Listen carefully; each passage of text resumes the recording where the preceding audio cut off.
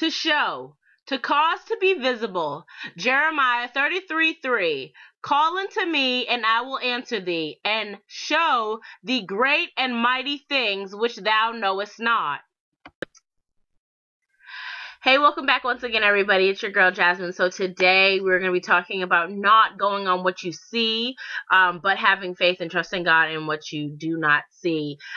We all know that Hebrews 11:1 says, now faith is the substance of the things hoped for, the evidence of the things not seen. So basically, we're just trusting in God on things that have not been seen yet.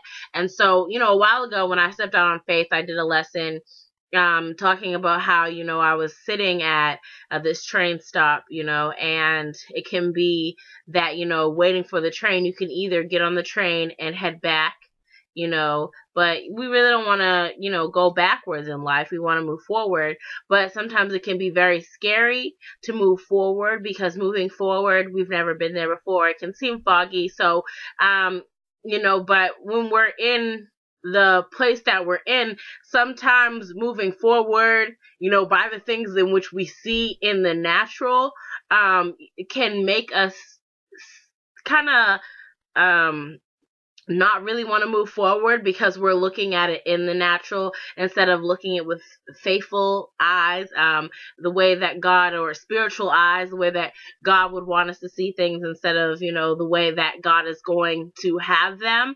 But because we don't see the manifestation of everything that God is going to do, it kind of leaves us a little fearful and wondering, what is going on. So we're going to be in 2 Kings chapter 4, verse 38 through 44. I'm also going to be in Esther 4, verses 13 through 17, and then chapter 5, verses 1 and 2. And then we're going to be in 2 Kings chapter 6, verses 1 through 7. So I encourage you guys to read those and then stay tuned for the lesson. All right, you guys, God bless. Peace. Alright, you guys, so we're going to be here. We're going to start in verse 38. So we all know I did a lesson on the Shulamite woman in my restoration video of how we must believe in Christ. And so a little while after that story in the Bible, in verse 38, it starts off with Elijah and how he returned to Gilgal. So I'm going to start right there. And Elisha, in verse 38 of 2 Kings 4, and Elisha returned to Gilgal, and there was a famine in the land. Now the sons of the prophets were sitting before him, and he said to his servant, put on the large pot and boil stew for the sons of the prophets. So one went out into the field and gathered herbs, and found a wild vine, and gathered from it a lampful of wild gourds, and came and sliced them into a pot of stew, though they did not know what they were. Then they served it to the men to eat. Now it happened, as they were eating the stew, that they cried out and said, Man of God, there is death in the pot. And they could not eat it. And he said, then bring some flour and put it into the pot, and said, serve it to the people, and they may eat. And there was nothing harmful in the pot. Then a man came from Baal Shalisha, and brought the man of God bread of the first fruits, 20 loaves of bread, and newly ripened grain in his knapsack.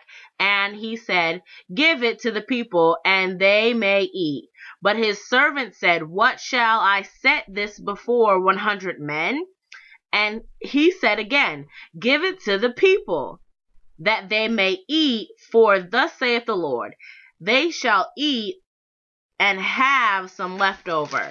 So he set it before them, and they ate and had some left over, according to the word of the Lord. Now, earlier when I looked at this, I was just going to go into the part where the man came from Baal, and, he told them to give him the bread. But I'm actually looking at this, as I'm right here. And what really hit me is how Elisha, when they got into Gilgal, it said right here, it says, put on a large pot and boil stew for the sons of the prophets.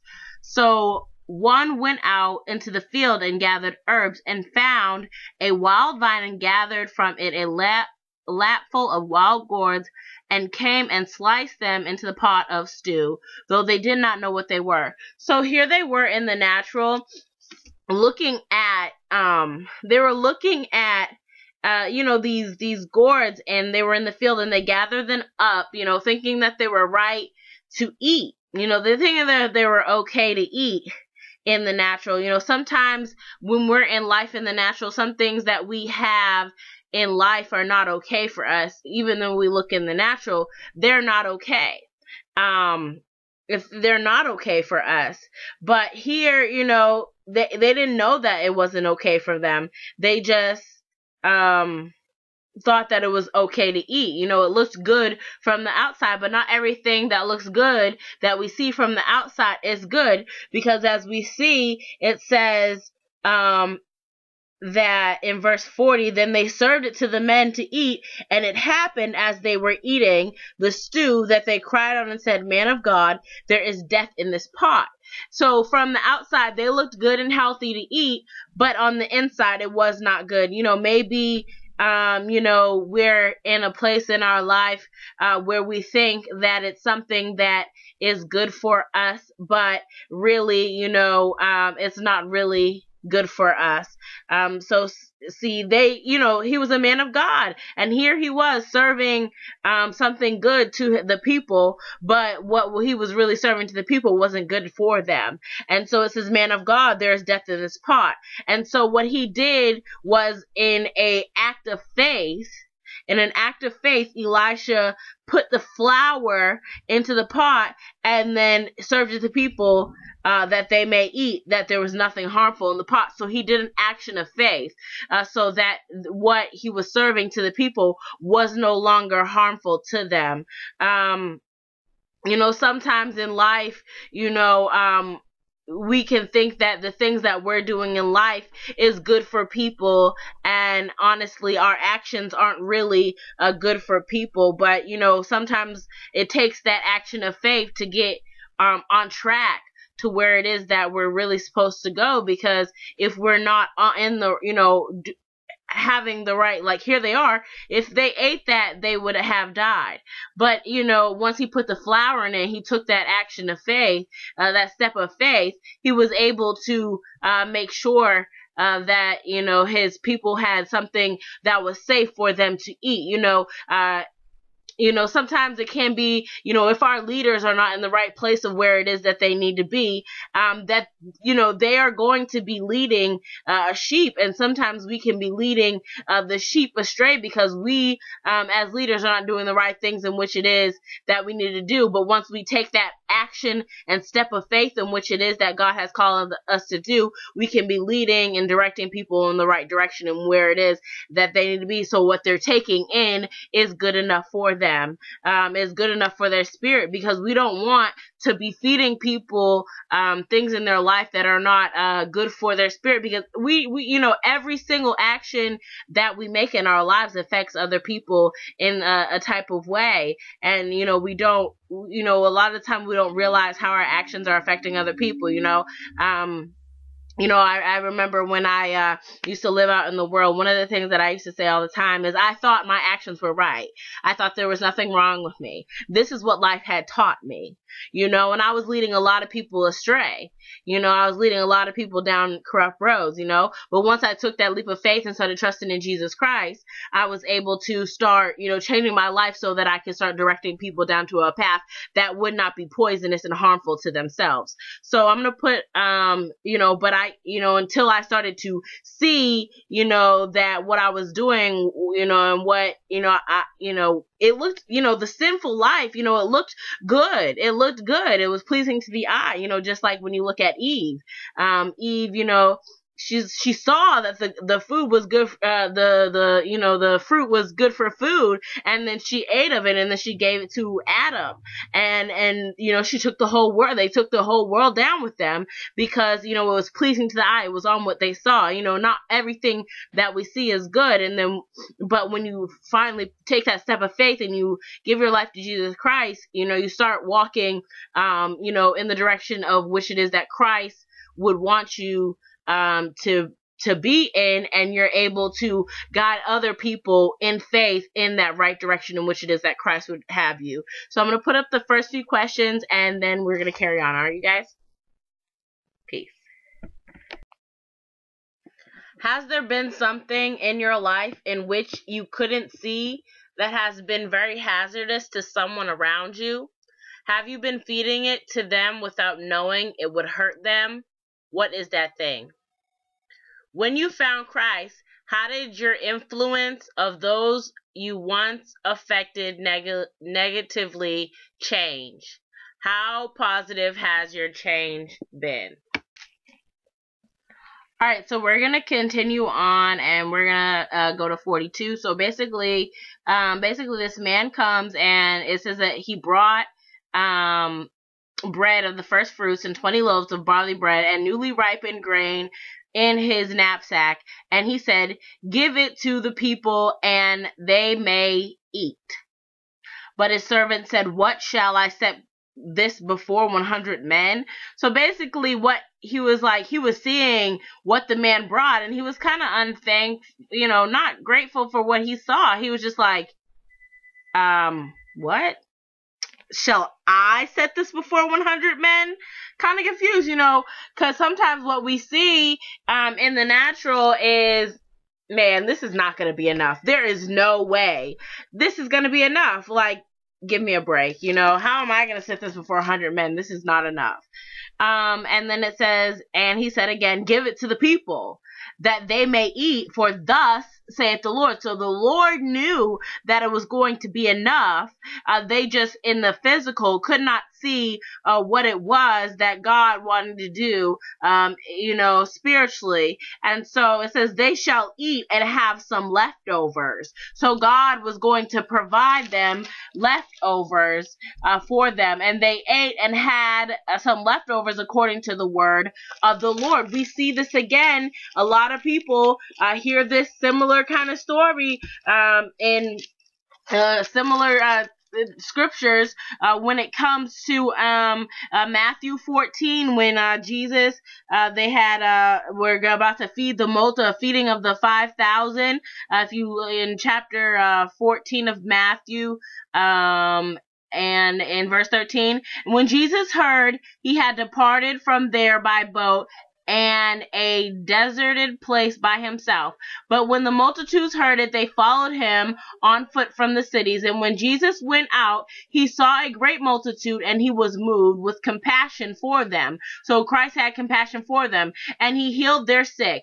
When it was evening, his disciples came to him, saying, "This is a deserted place, and the hour is already late. Send the multitudes away, that they may go into the villages and buy themselves some food." So the disciples couldn't, saw that it was a deserted place, that there wasn't much there that they could get there, and so they were like, "Look, send them into the villages where there's food, because what we have out here is really nothing." And so, but Jesus saw otherwise. It says, "But Jesus said to them, they do not need to go away. You give them something to eat." So Christ saw something in the, spiritual realm, or he saw that even though they had a lack of something, that he could still do something with a little bit of nothing. Sometimes we think that, our little bit of nothing, that Christ can't take our little bit of nothing and spread it a very long way. But sometimes we can block our blessings just because we don't see what Christ can do with the little bit that we do have. And so it says right here, "And they said to him, we have here only 5 loaves and 2 fishes. And he said, bring them here to me." Then the multitudes commanded, then he commanded the multitudes to sit down in the grass, and he took the 5 loaves and the 2 fish, and looking up to heaven, he blessed and broke and gave the loaves to his disciples, and the disciples gave to the multitudes. So they all ate and were filled. They were filled with what the little bit of what they had. They were filled, and they took up 12 baskets full of fragments that remained. So they also had leftovers from the little bit of what it was that God had. So sometimes, though we may see that it is just a little, it is more than what we intended. Sometimes we can block our blessings. I'm going to give you a story of what happened to me the other day when I was at work. So what we do is we fill up these containers at work with tomatoes. And so I usually cut the tomatoes. And so she said, well, I need you to fill up 4 containers. So that's 64 tomatoes. So here I am. I'm counting all the tomatoes out.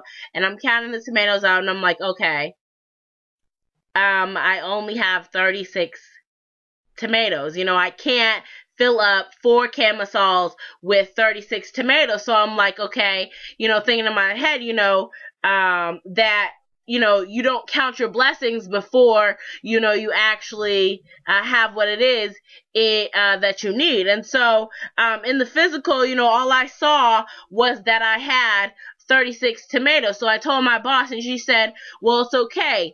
Put the extra tomatoes in the 2 camisoles that you have, because the shipment is on its way. So basically, it blessed my day so much, because I was just like, wow, God, you know, even though in the physical I see only 36 tomatoes, she already ordered a shipment of more tomatoes, and so on the way was the rest of the blessing. So sometimes in our lives we can see just a little bit of blessing, but the rest of the blessing is on our way. I couldn't see the shipment, but it was on its way. So basically now I had an overflow of tomatoes, and kind of, it's like I represented it as an overflow of blessing. And sometimes, you know, we count our blessing just a little bit too short, because we just think we have a little too less of what it is, or, you know, that we think that God can't do what it is that he wants to do with just a little bit of what we have. You know, God can still use a little bit of what we have to be able to do what it is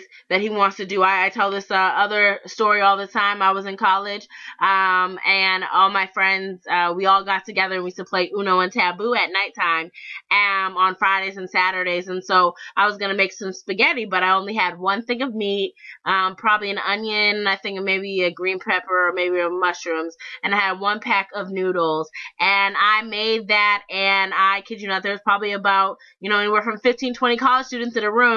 And I fed all of them, and we were all full. Actually prayed before we started eating, Lord, feed us like you fed the 5,000. And basically everybody was full after we were done eating. We also had leftovers for the next day. So it was really a blessing just to see how God was working in that. And, you know, even though in the physical it didn't look like we were going to have enough, God was still able to provide the need on not what we saw, but what he could do. And so, you know, that's what we need to do. We need to trust God on not what we see, but in what it is that he can do. You know, he wants to show us that he can do these things in our lives, and he can prove it. He is God. You know, he is, you know, we think about Christ. He is Christ, you know, the disciples were thinking, oh no, you know, we don't have no food. You know, this is a deserted place.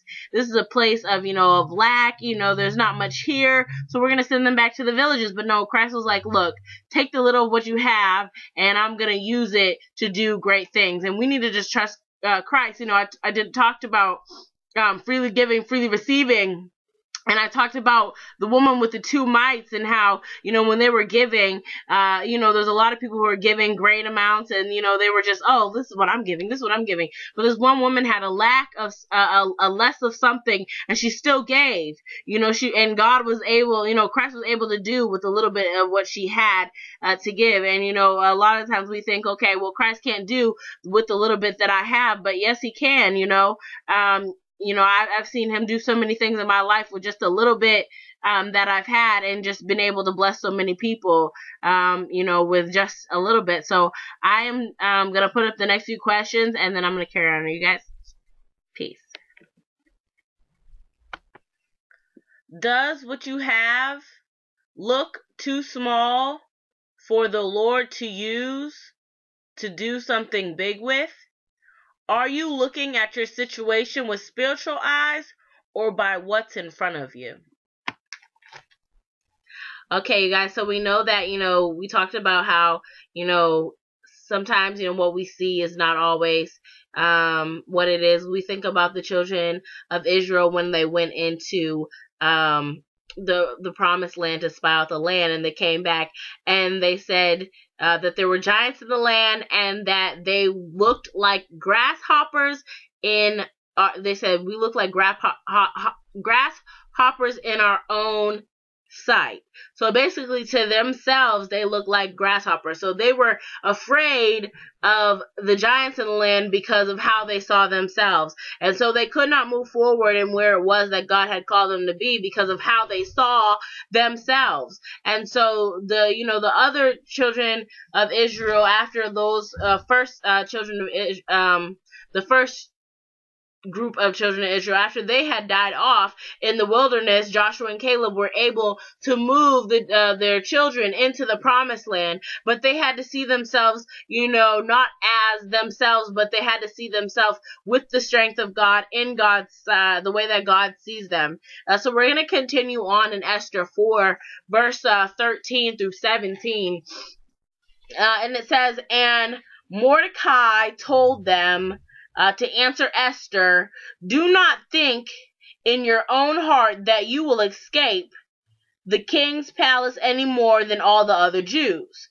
For if you remain completely silent at this time, deliverance will arise for the Jews from another place, but you and your father's house will perish. Yet who knows whether you have come to this kingdom for such a time as this?'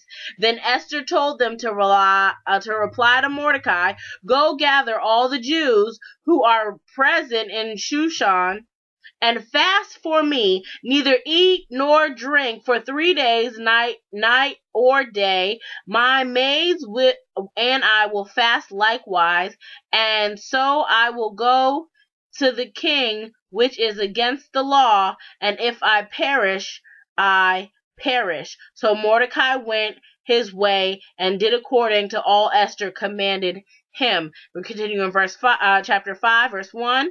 "Now it happened on the third day that Esther put on her royal robes and stood in the inner court of the king's palace across the king's house, while the king sat on his royal throne in the royal house facing the entrance of the house.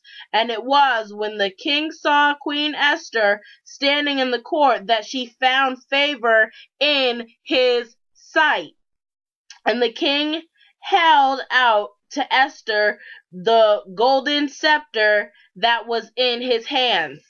So this is very we look at this story of Esther, and in this whole story of Esther we cannot see God God is not mentioned here, but we know that God is moving and this whole lesson. So we think about here Esther knew that she was placed as the queen on behalf of her people, and Haman wanted all the Jews killed, and then Esther was a Jew, and she had to hide the fact that she was Jewish, and and then Mordecai was look, Haman has put out this decree to kill all the Jews. You have to do something, and so so they decided to fast. And when you think about fasting, you're kind of dying to your flesh. You're dying to your flesh, and you're building up your spiritual man. And you're also, a lot when you're fasting, you're praying. It's making a shift in things. You can be breaking bonds and chains and different things that are in the spiritual world that we cannot see, because we're having that communication with God. And God, like I said, at my job, God is working in the background. And so because we're building up our relationship with Christ, He's helping break down different walls and stuff in the background in our lives, so that we can be able to do the things in which it is that He has called us to do. And so here it is, Esther's supposed to meet with the queen and the king so that she can make sure that her people do not get killed. But she knows that if she goes before the king and the king has not called her, that she could die. So they went on a fast, and they didn't neither eat nor drink for a few days, so that, maybe she would find good favor in his sight, because if she did not find favor in his sight, that he would kill her. And so, after a few days, she finally went up in her royal robes, and she stood in the inner court palace near the king, and he did not kill her. It says, so it was when the king saw Queen Esther, when he saw her standing in the court, she found favor in his sight. So he saw her in his sight and found favor with her. He was not, as a king, he had just, kicked out his first queen for Queen Vashti for not doing the right thing in front of his kingdom. And here he sees Esther, and she's not doing the right thing as well. But because of what she did, because she fasted and she prayed and she broke down those walls in the spiritual world, to intercede in the things that are in the natural, then she was able to find favor in the physical realm in life. We think about people like Abraham when he interceded for Lot. He could not see Lot. He never did step into Sodom and Gomorrah, but he prayed and he interceded on Lot's behalf. And what happened was God sent an angel to send for Lot, so that Lot and his family would leave out of Sodom and Gomorrah. Though Abraham stayed where he was, Lot was saved from Sodom and Gomorrah. He interceded on something that he didn't even see. He didn't even step foot into Sodom and Gomorrah. He just interceded and prayed with God for his cousin. And so because he did that, God was able to move. And God, a lot of the times, we go on what we see instead of, in the spiritual realm, shaking up things that we cannot see, because we can change the direction and the way that things should go, because we are sitting there and fasting and praying and interceding on other people's behalves. When's the last time that you pleaded for someone's soul? When's the last time you interceded and had that prayer and fasting for God so that things may change? Here's Esther, and Esther had people fasting and praying for things to change in the spiritual, so that things could change in the natural. God is working in the background, and we have to work with God in the natural to change things in the natural. So we must intercede and plead with God. So I'm going to put up the next few questions, and then we're going to carry on. All right, you guys? Peace. When is the last time you have prayed and fasted and interceded on the behalf of someone you love, causing chains to break in the spiritual, which cause a shift in the natural? Challenge: if you feel led to pray and ask God what type of fast you should go on, and fast and pray on someone you love's behalf, to do not only to work in your life, but a work in their lives as well. Alright, you guys, so I think the last thing I really want to touch on is what happens when, there's something that we need, in life, but there's something kind of covering it that we just can't see it, because it's covered by something. I was at work today, and I had just went on break, and I was reading about chapter 6 in 2 Kings, which we're going to get into, but after my break, they were looking for one of the knives, and it was in the water, and I was washing dishes, and I said, well, I don't see it, because the suds, were covering, and I had to reach down in the water and feel around, because it was submerged in the water and underneath the suds that I just couldn't see it. And sometimes, what we need is right in front of us. We just can't see it. Like I said, the children of Israel were standing right in front of the promised land, and what they needed was right in front of them, and they just couldn't see it. I went to a women's group tonight, and it was really good.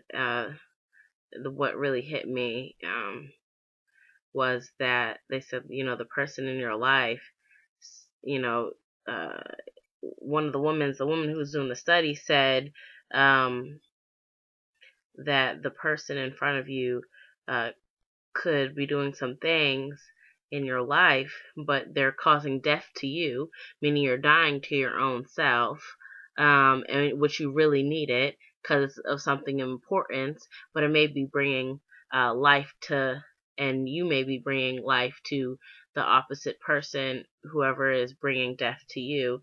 So sometimes God could, want to bring life to another person and bring death to yourself at the same time. And you guys could be balancing off each other. And it really hit me because sometimes you can't see what it is that God is doing, but you have to have faith and trust God even when what you need is below the surface. And sometimes, there's things in our lives that are inner, that are within us, that, we just have a hard time to see. You think about, when you're purging, when God purges out of us, it's something unclean within us and what He wants to take out of us, and we can't always go on what it is that we see, but we have to have faith that God wants to take those things in which we can't see, because it's really easy, like I said in one of my following Jesus things, it's really easy to see other people's faults, to see other people's actions, but not to see yours. I remember during this, I do a lot of teaching, but during my my walk, I remember when I was listening to someone preach and they said, Lazarus needs to die. And when I hit me that, I needed to completely die to myself, and, Jesus wasn't coming fast enough to the situation because Lazarus needed to die because his death, his sickness wasn't, unto death, but for the glory of God. So he was going to be raised up. He just needed to die because when he came up, he was loosed. And, when Jesus brought him forth and raised him up, he was loose from all the things. So in order for him to be loose from those things, he needed to die in the process. But his sickness was from within.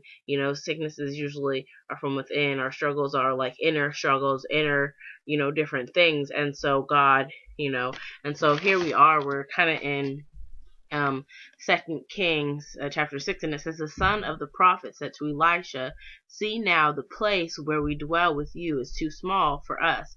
Please let us go to the Jordan, and let every man take a beam from there, and let us make there a place where we may dwell. So he answered, go. Then one said, please consent to go with your servants. And he answered, I will go. So he went with them, and when they came to the Jordan, they cut down trees. But as one was cutting down a tree, the iron axe head fell into the water, and he cried out and said, alas, master, for it was borrowed. So the man of God said, where did it fall? And he showed the place, and he cut off a stick and threw it in there, and he made the iron float. Therefore he said, pick it up for yourself. So he reached out his hand and took it. So basically, what was, here's this man, he had borrowed this axe head from someone else. It was something of importance, and it fell into the water, and now it's covered up, and he couldn't see it any longer.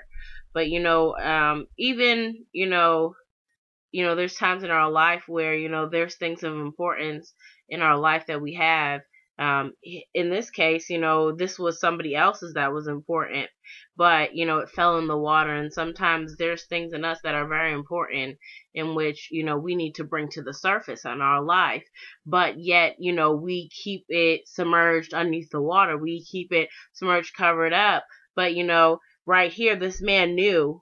He knew that, this axe head needed to come back because he had to give it back, and sometimes there's things in our lives that are so covered up that we can use to give back to other people, meaning there are things in our life that, we kind of build up walls and hide and hoard things and stuff, and underneath it so much beauty. I did the lesson, this all started on talking about breaking down walls, and I remember I was reading this book. It was one of my favorite books when I used to get locked up, called Walk Two Moons. And one of the first things in the first few chapters, it talks about how the man lived in this house, and he started chiseling at the wall one day after his wife died, and behind the wall was this beautiful fireplace, but it was covered up.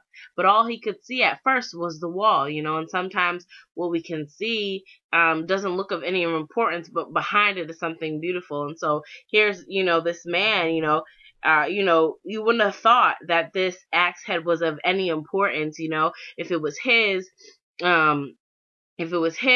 he wouldn't have, had no, been like, okay, well, I can just go get a new one. But it was borrowed. It was something of importance. And sometimes, we look at ourselves as a vessel of God, and we are, just doing the will of God and what God has to do. And, we are, doing what God has us to do. And, he is our, our master, and we love him, and we're serving him, and we're doing his will, and it's of importance. But, if we allow, what it is that he wants to use of us to be submerged in water and just forget about it, then, how is he able to use us? But this man knew, what he had was of something that was important. And so he needed to, see it once more. He wasn't going to allow it to continue to be submerged in water. He needed it to be brought to the surface. And so Elisha took that step of faith. And, what we need to do in life, instead of allowing, our axe head just to stay in the bottom and dwell in the bottom of the waters and stay covered up, is allow them, take that step of faith, though we can't see it, though it's hard, though it's covered by something. Take that step of faith. See, Elisha just threw that stick in the water. He knew it's, the man showed him the area. We talked about, the definition of showed. And when I first started this lesson, it was called, the definition was to cause to be visible. So, though, he showed him where the area was, and Elisha was able to take that step of faith. And so the axe head became now visible at the top of the water. And so he then picked it up, and he was able, to, Elisha had him pick it up. So, sometimes we just need to take that step of faith. And so, even though we can't see what it is that, in our lives is covered up and submerged, God wants us to be able to see it as well, and with faith, with that action of faith, we can make it. All Elisha had to do was throw out that stick, and, it showed the axe in the face so that they could see the axe head raised up to the water. And so, sometimes we have to do that in our life. It can't always go on what we can see, because even, it used to be there, it was right there in front of you. And then all of a sudden it's no longer there because it's been covered up by, some things that happened along the way, And so I'm going to put up the last few questions. I thank you guys so much for tuning in to this lesson. Do not always go on what you see. Just trust God and have faith no matter what the circumstance is, whether you're interceding, whether, maybe you have been living the wrong type of lifestyle, and, you don't see the damage that you're causing, but you have started to see, and now you're having faith in God, and now you see His light and the things in which you need to change in your life. Maybe you have been saved and there are things that you need to change in your life, and you've been blinded and haven't seen some things in the damage in which you've been causing. There's different things that you have seen. Maybe, like I said, like this axe head, maybe, there you've been something so beautiful and, something so wonderful, and you've been submerged in water. You no longer see who you used to be. But, Christ wants to change you to be something much better. He wants to bring you to surface. It's to show the world, we talked about, when the refiner's fire, when God takes all the, when he refines us and purifies us and makes us holy, unto him, he wants to take all that, gross, stuff out of us so that he can, make us pure as gold, so that, we can, be brought to the surface, so that he can show us off, show the world what he's been doing with us, so that we can, bring more people closer to him, so that, they could see Christ in us. And so, I just encourage you just to not go on what you see, and just have faith and trust God that even when you can't see it, just if you continue to hold on and trust in God with whatever it is that he wants to do in your life, that he can change you and he can make you whole, and that, things will never be the same in your life. So I thank you guys so much for tuning in, and just continue to have faith. All right, you guys, I'm going to put up the last few questions, okay? God bless. Peace. What are some things in your life that you have not been able to see, but God is trying to bring them to the surface? Are those things something that will help benefit someone else's life or cause harm to someone else's life? If it would benefit, how would it benefit their life? If it would destroy it, how would it destroy their life? All right, you guys, thanks so much for tuning in. Until we meet again. All right, you guys, God bless. Peace.